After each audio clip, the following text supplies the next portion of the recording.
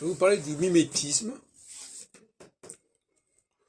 Le mimétisme est un phénomène extrêmement problématique, si on peut dire, parce que c'est l'emprunt, c'est l'imitation. Et toute imitation est aliénante, toute imitation est partielle. Parce que quand on veut imiter quelqu'un, est-ce qu'on sait qu'on l'imite vraiment? Il y a une ressemblance quelque part, mais est-ce qu'on a su capter complètement l'objet qu'on a voulu imiter dans sa complexité, dans ses embranchements? Certainement pas. Donc, se conformer à un modèle ne signifie pas du tout qu'on a compris le modèle en question. On a compris quelque chose, et c'est ce qu'on a compris de ce modèle qu'on va essayer d'imiter, mais ce n'est pas le modèle lui-même qui nous échappe quand on est extérieur au système. Alors, l'étranger, par exemple, est victime du mimétisme. Toujours, il y a une publicité de ce genre dans un film. Il y a des gens qui croient parler le français parce qu'ils se sont fait une certaine idée du français, mais ce n'est pas une idée valable.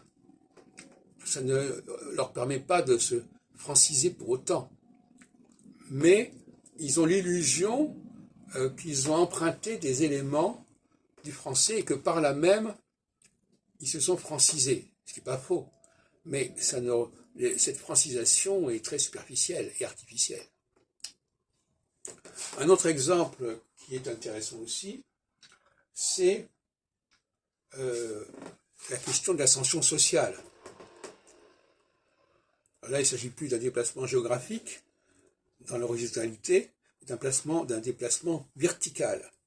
Et là encore, on sait très bien à quel point les classes inférieures ont emprunté aux classes supérieures, ont singé les classes supérieures, même si dans certains cas, dans le cas de l'argot, il y a un doute, on peut penser que ce sont les classes supérieures qui ont emprunté finalement l'argot des classes inférieures, l'argot des truands. Il y a d'ailleurs un film là-dessus, dans les années 30-40, qui joue là-dessus, c'est-à-dire qui montre que les bourgeois ne comprennent pas la langue des truands, alors que nous, aujourd'hui, cette langue des truands, on la connaît parfaitement, elle a parfaitement été intégrée. Inversement, le langage de la cour a été imité par les classes inférieures. Et d'ailleurs, un cas assez amusant, c'est quand on dit monsieur ou madame, qui sont des expressions qui étaient réservées au départ, évidemment, aux classes supérieures. Monseigneur, madame, etc.